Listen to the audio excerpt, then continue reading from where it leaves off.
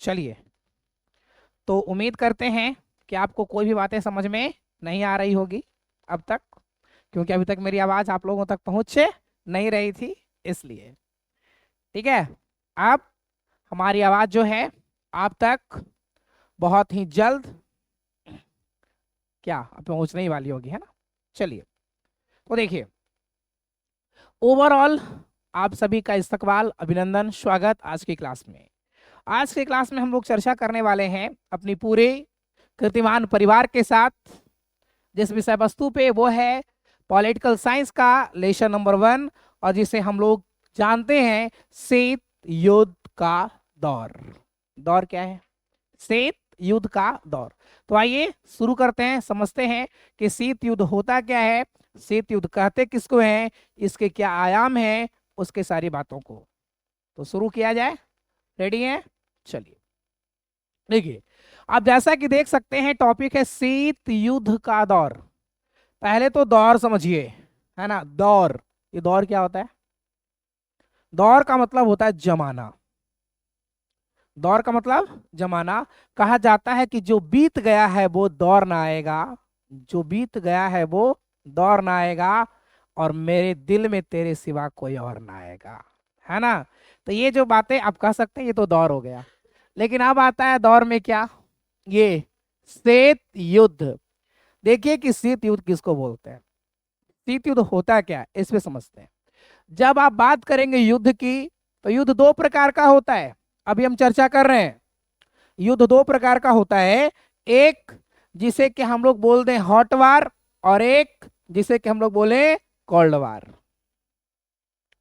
Hot वार जिसमें वास्तविक रूप से लड़ाई हो, जिसमें शस्त्र अस्त्र जो भी प्रयोग में आप ले आए वो क्या हो जाएगा आपका बताएं, हॉट वार। और जिसमें केवल लगे कि प्रयोग होगा लेकिन हो नहीं, लगे कि लड़ाई हो जाएगा लेकिन हो नहीं, तो उसे क्या कहते हैं, कोल्ड वार। तो बाबू यहां पे हम लोग पढ़ेंगे कोल्ड वार के बारे में, शीत युद्ध। तो बताओ, युद्ध का शुरुआत पहले किससे, बात से, है ना। पहले बात, फिर मुलाकात, और ना माने तो लात। ये तो सिस्टम है ना। तो यहां अगर खाली बात सिद्ध हो रहा है, अब तुम किसी और की शिकायत कर रही हो, वो तुम्हारी शिकायत कर रहा है, सामने सामने भी हो पीछे में भी हो, तो वो कैसा चल रहा है तुम लोगों के बीच में, शीत युद्ध का एक माहौल तैयार हो रहा है। तो शीत युद्ध कहते किसको हैं उसकी बात करेंगे हम। शीत युद्ध क्या है उसकी बात कर लें, तो पहले तो समझ लो कि शीत युद्ध के बारे में, कि शीत युद्ध एक प्रकार का वैचारिक युद्ध होता है। शीत युद्ध एक प्रकार का वैचारिक युद्ध होता है, मतलब कि यह युद्ध विचारों का है। इसमें लोग विचारों से युद्ध करते हैं, यह युद्ध विचारों का है, इसमें लोग युद्ध विचारों से करते हैं। इसमें दो लोग जो हैं, दो या दो से अधिक देश जो है इसमें शामिल होते हैं, और एक दूसरे को नीचा दिखाने का क्या करते हैं, प्रयास करते हैं। फिलहाल तो ये समझिए, अगले हम लोग स्लाइड से समझने का काम करते हैं कि आखिरकार जो है शीत युद्ध है क्या, कहते किसको है इस पे। तो समझिए, पहला टॉपिक जो है यहां से चलेगा। पहला टॉपिक है कि शीत युद्ध का अर्थ क्या होता है। शीत युद्ध का अर्थ, शीत युद्ध कहते किसको हैं उसको समझिएगा। कहा गया कि शीत युद्ध का अर्थ होता है कि जब दो या दो से अधिक, पहली बात समझिए, युद्ध तो अकेले होगा नहीं, युद्ध जब भी होगा तो दो या दो से अधिक के बीच में होगा। यहाँ पे देश है, दो या दो से अधिक देशों के बीच ऐसी स्थिति बन जाए कि लगे कि युद्ध होकर रहेगा, लगे कि युद्ध होकर रहेगा लेकिन हो नहीं, वास्तव में कोई युद्ध नहीं होता है। इसमें युद्ध की पूरी संभावना रहती है, युद्ध की संभावना रहती है लेकिन युद्ध होता नहीं है। अब सुनो, युद्ध की आशंका होती है, डर होता है, तनाव होता है, संघर्ष जारी रहता है, लेकिन युद्ध नहीं होता है। इसे क्या कहते हैं, शीत युद्ध। तो कह सकते हैं कि शीत युद्ध एक प्रकार का वैचारिक युद्ध होता है, और इस युद्ध में विचारों का युद्ध होता है। एक देश दूसरा देश को नीचा दिखाने का प्रयास करता है, दोनों में तनाव की स्थिति कायम रहती है लेकिन युद्ध होता नहीं है। ठीक है, चलिए नेक्स्ट, आगे है शीत युद्ध की बात कर रहे हैं। फिर से कि शीत युद्ध के बारे में, तो शीत युद्ध से अभिप्राय विश्व की दो महाशक्तियों अमेरिका व भूतपूर्व सोवियत संघ। कौन? सोवियत संघ। क्वेश्चन आएगा, सोवियत संघ का गठन कब? 1918। सोवियत संघ का विघटन कब? 1991। दो बात, सोवियत संघ बना कब? 1918 में, और सोवियत संघ टूटा कब? 1991 में। नेक्स्ट, शीत युद्ध से अभिप्राय विश्व के दो महाशक्तियां अमेरिका और भूतपूर्व सोवियत संघ के बीच व्याप्त उन कटु संबंधों के इतिहास से है जो तनाव, भय, ईर्ष्या पर आधारित था, और दूसरे विश्व युद्ध के बाद 1945 से 91 के मध्य इन दोनों देशों के बीच शीत युद्ध का दौर चला। दौर जमाना, शीत युद्ध कब से कब तक चला? तो शीत युद्ध शुरू कब हुआ बाबू? 1945 में, और ये चला कब तक? 1991 तक। शीत युद्ध की शुरुआत 1945, और शीत युद्ध का अंत कब हुआ? 1991। शीत युद्ध की शुरुआत 1945 और शीत युद्ध का अंत 1991 में।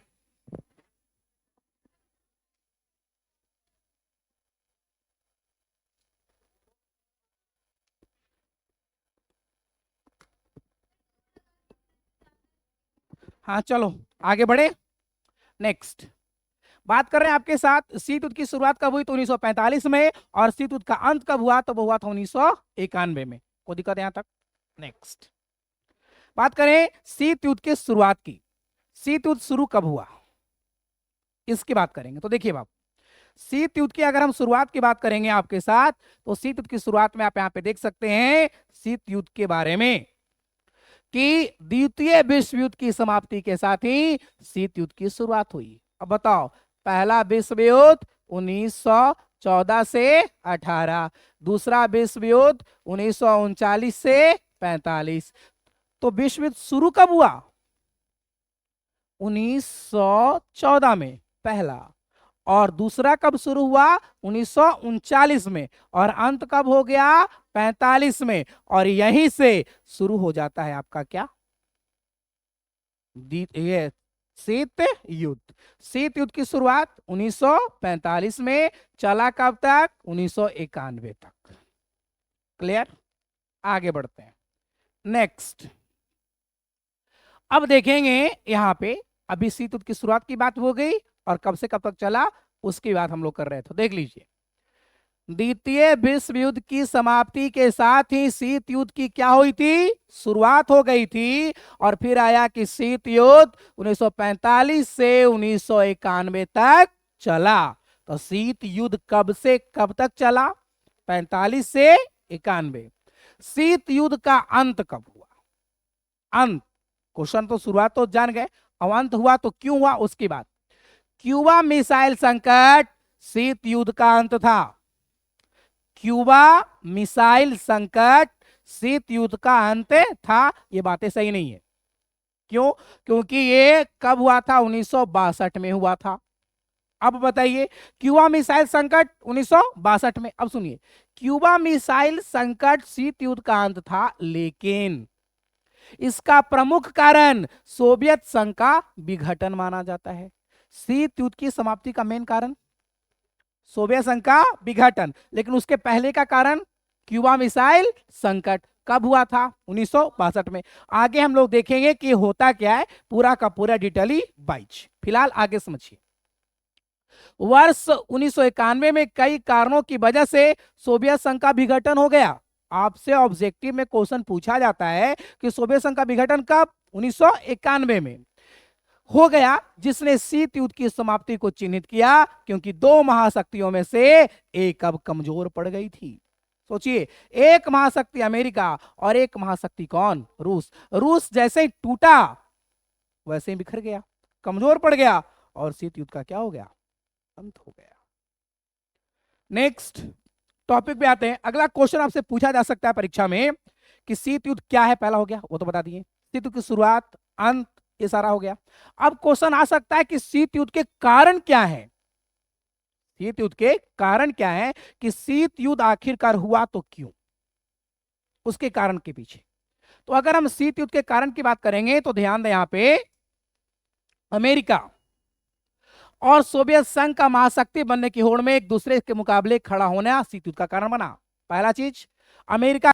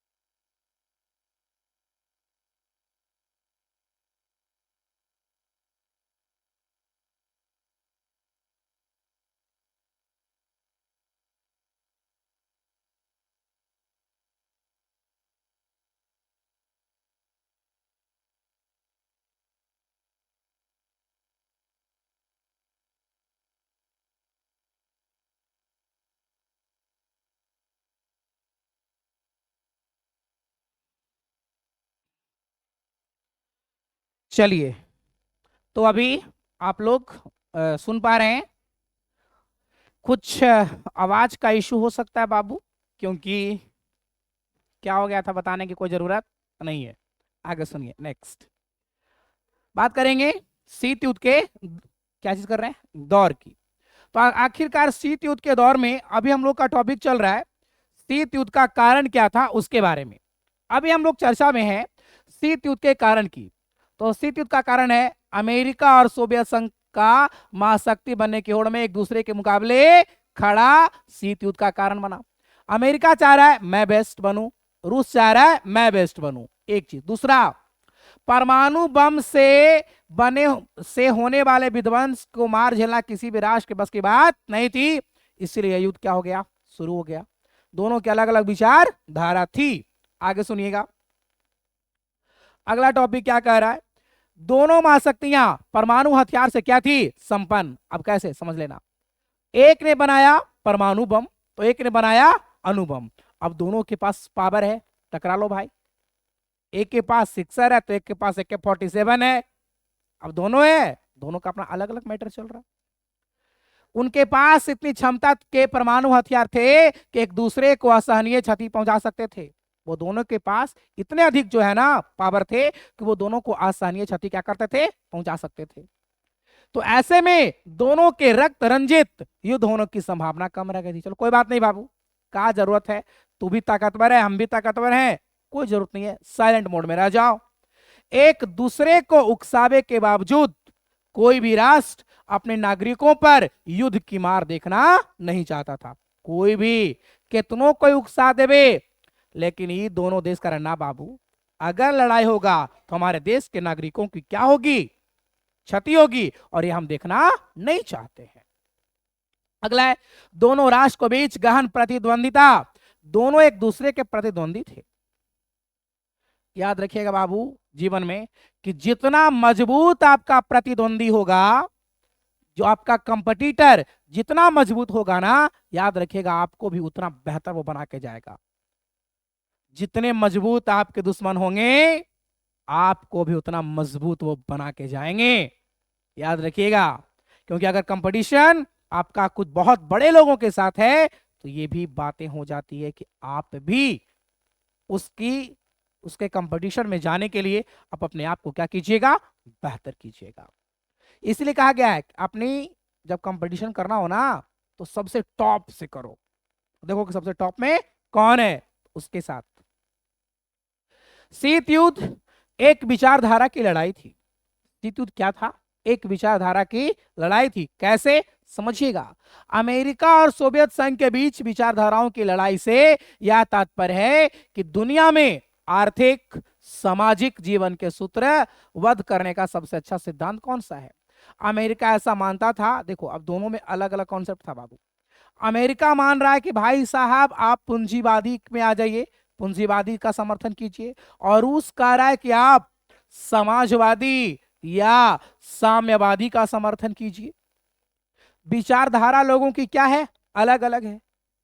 पूंजीवादी विचारधारा किसकी है, अमेरिका की, और समाजवादी या साम्यवादी विचारधारा किसकी है, रूस की। देख लो, अमेरिका ऐसा मानता है कि पूंजीवादी अर्थव्यवस्था दुनिया के लिए बेहतर है। बेहतर क्या है, पूंजीवादी। जबकि सोवियत संघ मानता था कि समाजवादी या साम्यवादी अर्थव्यवस्था क्या है, बेहतर है। देखो मतभेद, याद रखिएगा बाबू। लोगों ने कह रखा है कि मन मिले तो मित्र बनाओ, मन मिले तो मित्र बनाओ, और चित मिले तो चेला, और अगर कुछ ना मिले तो सबसे अच्छा रहो तुम अकेला। अगर मिल रहा है ठीक है चित, तो बना लो क्या चीज, मित्र, है ना। मन मिले तो मित्र और चित मिले तो चेला। नेक्स्ट, पूंजीवादी। सरकार का हस्तक्षेप कम होना। सर पूंजीवादी क्या है सर, ये समझिए। सरकार का हस्तक्षेप कम होना, कोई भी काम करेंगे सरकार को उससे ज्यादा मतलब नहीं रहेगा, सरकार हस्तक्षेप नहीं करेगी। व्यापार अधिक होगा और निजी व्यवस्था होगी।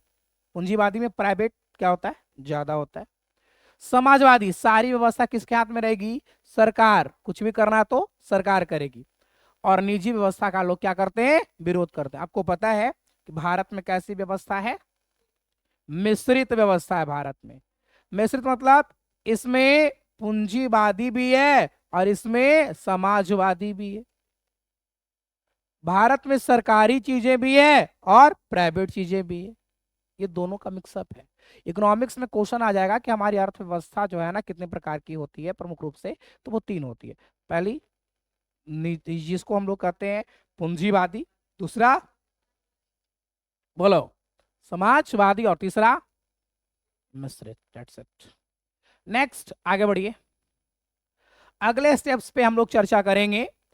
तो हम लोग यहाँ पे देख सकते हैं बाबू, प्रथम विश्व युद्ध कब से कब तक चला, 1914 से 18 तक।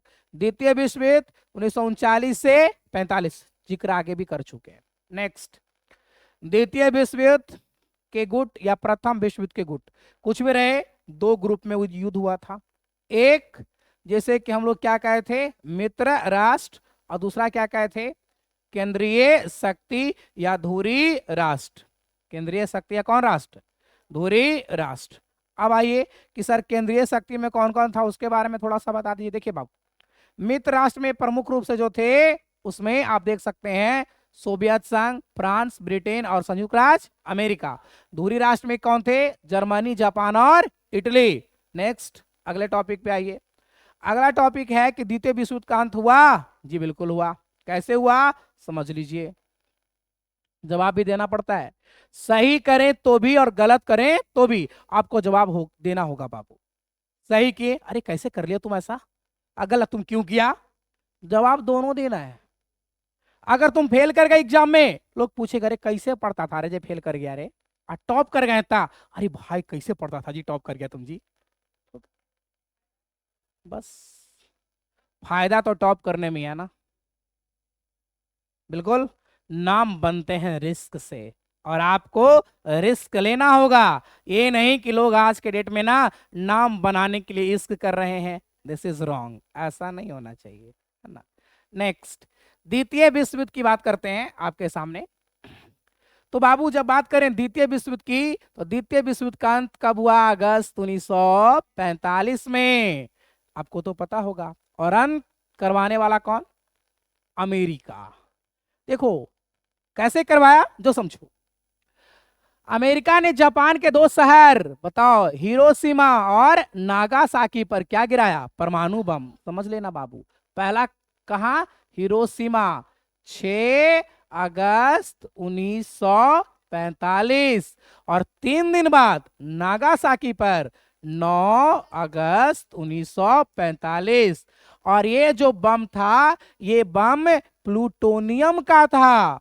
और ये बम का नाम सुनिए, एक का नाम लिटिल बॉय और एक का नाम फैटमैन।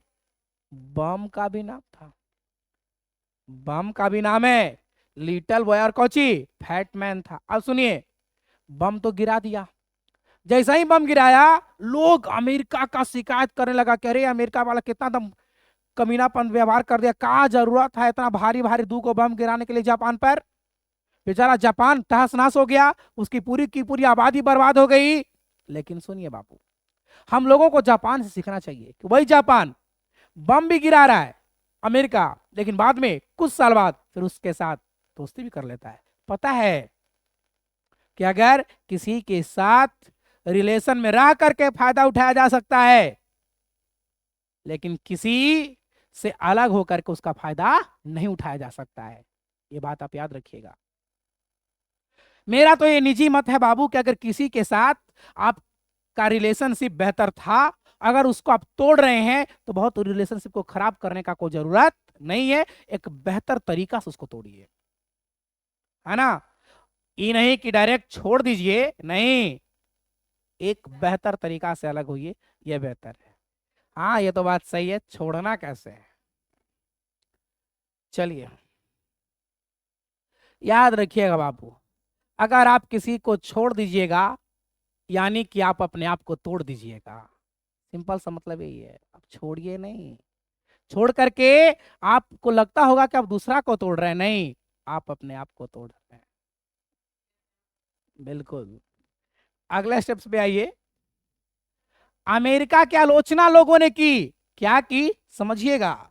अमेरिका वालों को कहा कि बाबू बताओ, अमेरिका इस बात को जानता था कि जापान आत्मसमर्पण करने वाला है। देखो बाबू, उसको पता है कि वो हमारा पास आकर के आत्मसमर्पण कर देगा कि सॉरी मुझसे गलती हो गई, कि हमारे साथ ऐसा जो है ना, जो व्यवहार आप मतलब कि आप ना करें, ऐसा कुछ कहने वाला था। लेकिन ये बात अमेरिका को पता था, ऐसे में बम गिराने की कोई आवश्यकता नहीं थी। आलोचना किया गया कि जब तुमको पता था कि वो हमसे माफी मांगने के लिए आ रहा है, तो फिर तुम्हें उसको पीटने की क्या जरूरत थी। लेकिन फिर भी ये तो पीट दिया, लेकिन जवाब देना पड़ेगा ना। अब जवाब दे रहा है। अमेरिका ने अपने पक्ष में कहा, क्या कहा सुनिएगा। अमेरिका ने कहा कि अमेरिका के समर्थकों का तर्क था कि युद्ध को जल्दी से जल्दी समाप्त करने तथा अमेरिका और साथी राष्ट्रों की आगे की जनहानि को रोकने के लिए परमाणु बम गिराना जरूरी था। कहा कि देखो बाबू, अगर हम परमाणु बम नहीं गिराते, अमेरिका बोल रहा है, तो युद्ध समाप्त नहीं होता। आओ, कहा पता जापान और भी हमारे मित्र देशों को क्षति पहुंचा सकता था, ये तो हो सकता था ना। और इस बात को लेकर के जो है बम गिरा दिया। दो बात, पहला आलोचना किया कि क्या जरूरत था, जब वो आत्मसमर्पण करने वाला था तब को बम नहीं गिराना चाहिए। अमेरिका ने बचाव में ये बातें कह दी। अब आता है हमले के पीछे का उद्देश्य, कि जो हमला हुआ उस हमले के पीछे का उद्देश्य क्या था, उस बात को आप समझिए। हमले के पीछे का उद्देश्य था कि वह सोवियत संघ के सामने यह भी जाहिर करना चाहता था कि अमेरिका ही सबसे बड़ी ताकत है। जब तक दुनिया को दिखाइएगा नहीं, जब तक दुनिया आपको जानेगी नहीं, तब तक आपको मानेगी नहीं। इंपॉर्टेंट बात क्या है, जानेगी तब मानेगी। और यही जनाने का काम कौन किया, अमेरिका। बम पटका, एकदम कस के सर आया जापान के। अब डर से रूसों कला की भाई वास्तव में अमेरिका में दम है।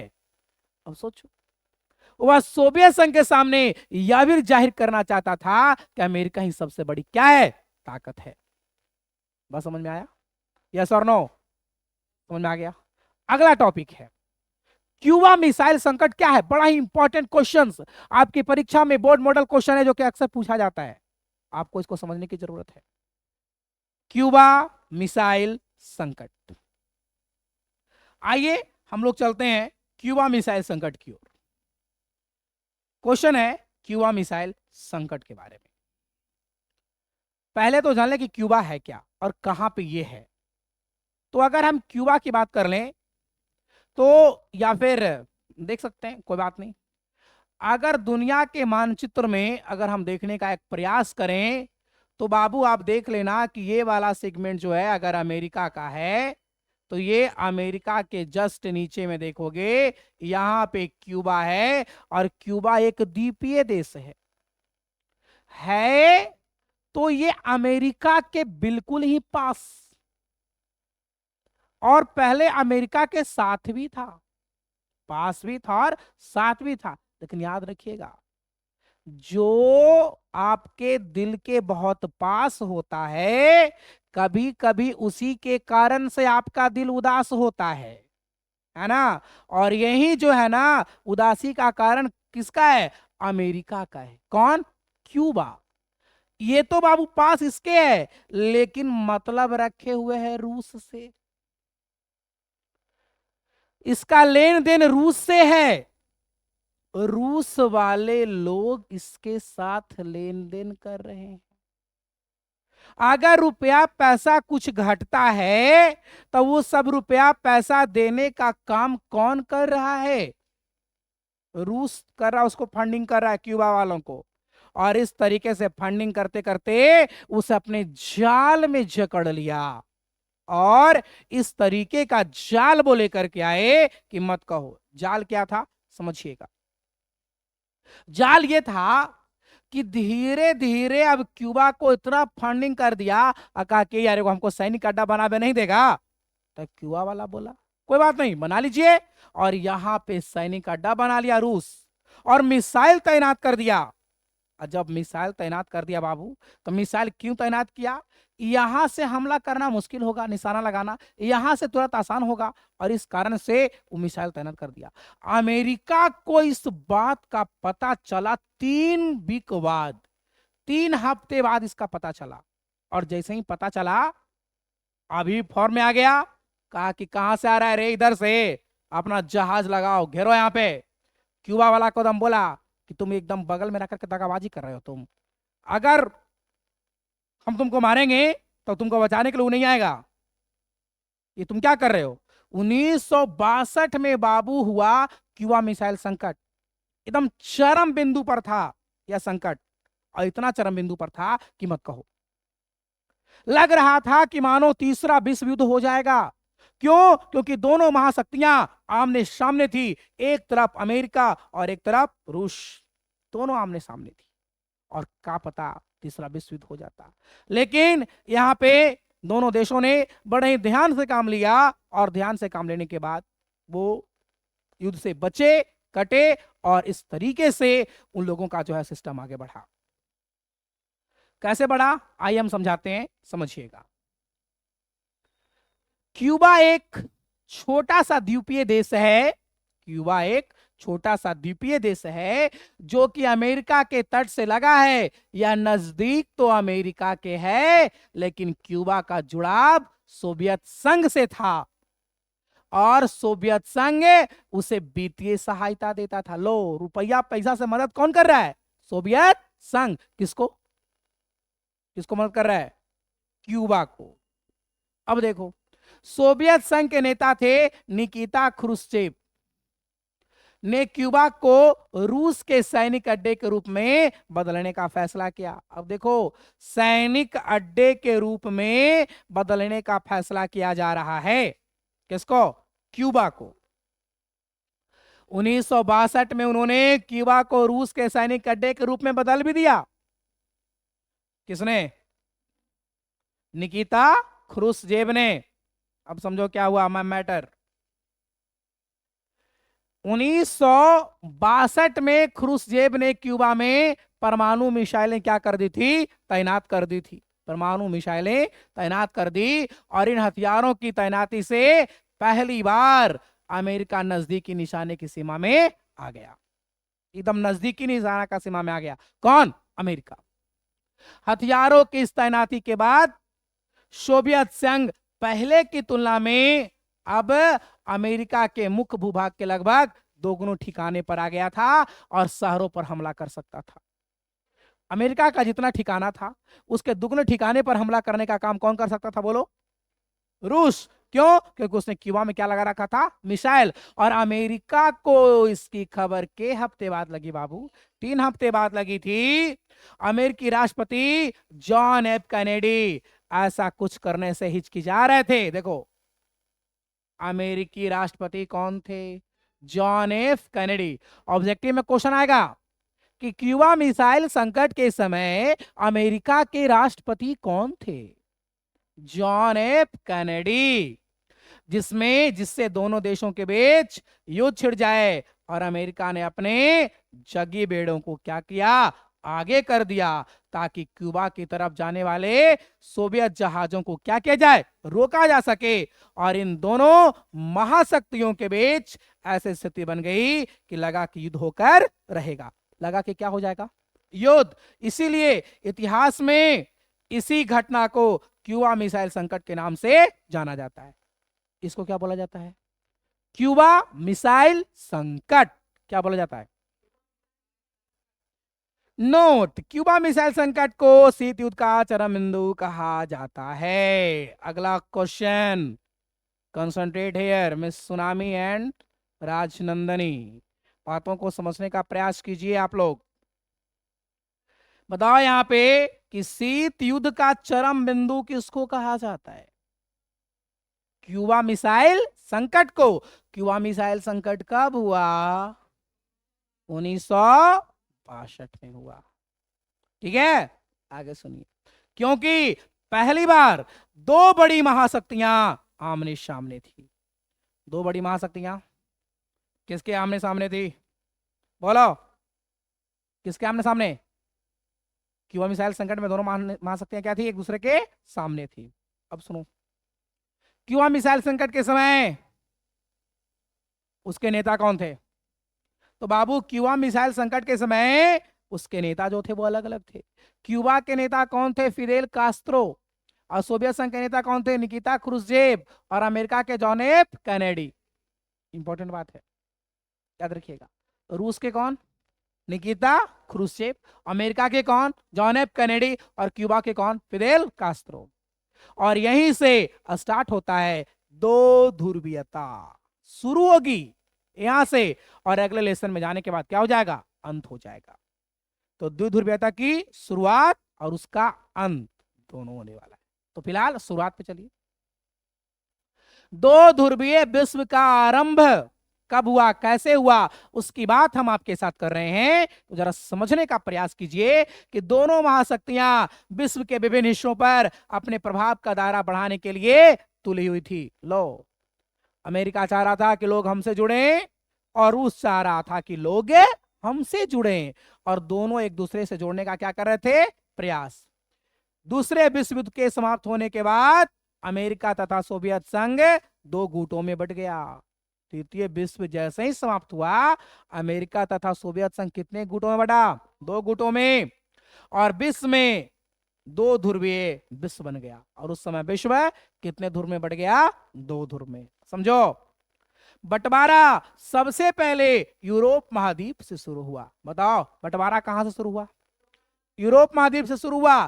पहला पूर्वी यूरोप और दूसरा बोलो पश्चिमी यूरोप। पहला बोलो पूर्वी यूरोप और दूसरा बोलो पश्चिमी यूरोप। ठीक है, आगे बढ़ते हैं। नेक्स्ट, पूर्वी यूरोप क्या है समझिएगा। पूर्वी यूरोप के अधिकांश देश, पूर्वी यूरोप के अधिकांश देश सोवियत गठबंधन में शामिल हो गए और इस गठबंधन को पूर्वी गठबंधन कहा गया। इसमें 2 देश शामिल थे, उसकी बात करेंगे। पोलैंड, पूर्वी जर्मनी, हंगरी, बुल्गारिया, रोमानिया, ये सब सोवियत संघ के साथ था। अब देखो क्वेश्चन यहां से आएगा, बर्लिन की दीवार के बारे में बताएं। किसकी दीवार? अब समझो ये बर्लिन क्या था। जर्मनी की राजधानी का है बर्लिन, जर्मनी की राजधानी बर्लिन। और यहां बाबू बर्लिन में हुआ ये कि अब देखो ये बर्लिन है, बर्लिन में 2 कॉन्सेप्ट, इधर वाला को हम लोग पूर्वी जर्मनी बोल देंगे और इधर वाला को पश्चिमी जर्मनी बोल देंगे। हुआ ये कि जब पूर्वी जर्मनी की बात करोगे तो यहां देख लेना कि कौन? सोवियत संघ था। और दूसरा देख लोगे पश्चिमी जर्मनी में अमेरिका का कब्जा रहेगा। और लोग जो है ना इधर से ट्रांसफर होने लगे इधर, तो लोगों को लगा कि भाई सब आदमी उधर चल जाएगा जी, इसलिए क्या करें, सीधे क्या कर दिया गया? दीवार घेर दिया गया। तो कोची का दीवार बना? बर्लिन की दीवार। क्यों बनाई गई? तो लोगों के प्रवास को रोकने के लिए, लोगों के प्रवास को रोकने के लिए क्या बनाया गया? बर्लिन की दीवार। क्या बनाया गया? बर्लिन की दीवार। किसको रोकने के लिए? लोगों के प्रवास को रोकने के लिए। चलिए नेक्स्ट आगे बढ़िए, टॉपिक यहां पे पश्चिमी यूरोप क्या था? पश्चिमी यूरोप के अधिकतर देशों ने अमेरिका का पक्ष लिया। किसने पक्ष लिया बताओ? अमेरिका का पक्ष लिया। इन्हीं देशों के समूह को पश्चिम गठबंधन कहते हैं और इस गठबंधन में शामिल देश थे ब्रिटेन, नॉर्वे, फ्रांस, पश्चिम जर्मनी, स्पेन, इटली और बेल्जियम, ये सब इसके अंदर आते थे। अगला है नाटो। इंपॉर्टेंट है ना, नाटो इंपॉर्टेंट है, प्रश्न पूछे जाते हैं, ऑब्जेक्टिव प्रश्न इससे आते हैं जी, बिल्कुल आते हैं। क्या? नाटो। पता है एक होता है नाटो और एक होता है नोटा। देखो दोनों चीजें, आज से आप इस दोनों के अंतर को एक ही साथ समझोगे और इसकी शुरुआत क्यों हुई इसके भी बात करेंगे। तो देखिए बाप, ये पूरा का पूरा वर्ल्ड जो था वो 2 खेमों में बट गया, 2 ध्रुव में, एक इधर और एक इधर। एक तरफ अमेरिका और एक तरफ रूस। अमेरिका चाह रहा है कि लोग हमसे जुड़े और रूस चाह रहा है कि लोग हमसे जुड़े। इस सब को जोड़ने के लिए अलग अलग पार्टी बना रहा है, ये भी जोड़ने के लिए अलग अलग पार्टी बना रहा है। अमेरिका जो पार्टी बनाएगा उसकी बात सुनिए और रूस जो पार्टी बनाएगा उसकी बात सुनिए। ठीक है, देखिए एक अमेरिका ने पार्टी बनाया नाटो, लेकिन पहले हम आपको अंतर बता दें कि नाटो और नोटा में क्या अंतर होता है। एक क्या होता है नाटो और एक क्या होता है नोटा। अब समझ लेना ये क्या है, दोनों तुम लोग को सेम सेम नहीं लग रहा सुनने में, एक नाटो और एक नोटा, समझ लेना क्या है। पहले तो नोटा पे चलते हैं। जब आपने देखा कि पहले चुनाव की जो प्रक्रिया थी बाबू, उस चुनाव की प्रक्रिया में आप देख लीजिए कि आया ईवीएम, इलेक्ट्रॉनिक वोटिंग मशीन, और उस इलेक्ट्रॉनिक वोटिंग मशीन जब आया तो उसमें बहुत सारे उम्मीदवार आए, लेकिन उसमें एक नीचे बटन दिया गया, इस बटन का नाम था नन ऑफ द एबव, मतलब ऊपर में से कोई भी उम्मीदवार आपको पसंद नहीं है, इसे हम लोग क्या कहते हैं, none of the above, none of the above. अभी नन ऑफ द एबव यही है कि ऊपर में से कोई भी उम्मीदवार हमको पसंद नहीं है, ये ईवीएम में होता है। अब आइए नाटो पे। नाटो क्या है जिसकी चर्चा करेंगे हम आपके साथ। बाबू जब हम बात करते हैं नाटो का, तो नाटो में समझ लेना कि पश्चिमी गठबंधन ने स्वयं को एक संगठन का रूप दिया। देखो, एक पूर्वी गठबंधन बना और एक क्या बना, पश्चिमी गठबंधन बना। तो जो पूर्वी गठबंधन जो बना, उस पूर्वी गठबंधन की बात करेंगे तो यहाँ के जो है ना पश्चिमी गठबंधन ने, उसने बाबू अपने आप को क्या बना दिया, संगठन बना दिया, और उसे क्या नाम दिया, नाटो। क्या नाम दिया, नाटो। इसके स्थापना कब हुई, 4 अप्रैल 1949 को, 4 अप्रैल 1949 को। उत्तर अटलांटिक संधि संगठन, उत्तर अटलांटिक संधि संगठन मतलब नॉर्थ अटलांटिक ट्रीटी ऑर्गेनाइजेशन। क्या क्या, नॉर्थ अटलांटिक ट्रीटी ऑर्गेनाइजेशन, इसी को क्या कहते हैं, नाटो। क्या बोलते हैं, नाटो। बाबू नाटो की स्थापना हुई इतनी तारीख को, जिसमें से 12 देश शामिल थे। कितने देश, एक जस्ट जुड़ा 13 और अभी प्रेजेंट में तो 30 है। कितने, 30। इस संगठन ने घोषणा की कि उत्तरी अमेरिका अथवा यूरोप के इन देशों में से किसी भी एक पर हमला होता है, ध्यान दो, कल समझाया था तुम लोग को। इस संगठन ने घोषणा किया कि उत्तरी अमेरिका अथवा यूरोप के इन देशों में किसी भी एक पर अगर हमला होता है तो उसे संगठन में शामिल सभी देश अपने ऊपर हमला मानेंगे और नाटो में शामिल हर देश एक दूसरे की मदद करेगा। अब सुनो क्या हुआ जो नाटो के बाद। नाटो एक प्रकार का संगठन बनाया गया, अमेरिका ने बनाया।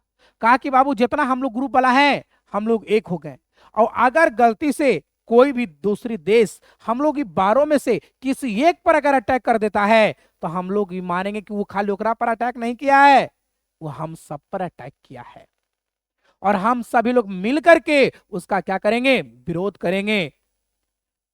यानी कि अगर हम लोग को कोई एगो आएगा मारने के लिए तो हम लोग सब क्या होंगे, उसको मारेंगे। लेकिन अगर हमनी समझ में से कोई एगो मारे जाएगा, दूसरा कहता कोई नहीं जाएगा। जरूरी नहीं कि कोई जाएगा, चल जाए वो अलग मैटर है, लेकिन जाने के लिए बाध्य नहीं है, लेकिन बचाने के लिए बाध्य है। समझ गए, ये कोची था, नाटो। अब देखो इसका उद्देश्य क्या था, अमेरिका द्वारा विश्व में लोकतंत्र को बचाना। कह रहा था कि भैया हम विश्व में जो लोकतंत्र है, हम उस लोकतंत्र को क्या करने वाले हैं, बचाने वाले हैं। ठीक है, आगे बढ़ता हूं। बारसा संधि जी, देखो बारसा संधि छोड़ो हटाओ, लेकिन चलो चर्चा कर ही देते हैं। ये बनाया रूस ने। किसने, रूस ने। ये किसने, अमेरिका ने। एक रूस ने बनाया, एक अमेरिका ने बनाया। आपसे प्रश्न आएगा परीक्षा में कि वार्षा संधि की स्थापना कब हुई थी, 1955 हुई थी, हुई थी ना। अब देखो, सोवियत संघ की अगुवाई वाले पूर्व गठबंधन को वार्षा संधि के नाम से जाना जाता है, और इसकी स्थापना कब हुई, 1955 में हुई थी, और इसका मुख्य काम नाटो में शामिल देशों का यूरोप में मुकाबला करना था। कहा बाबू नाटो बल आएगा तो हम लोग जाकर सब मिलकर फरिया लेंगे, और इसलिए क्या बना बताओ, ये वाला। बाकी बात कल,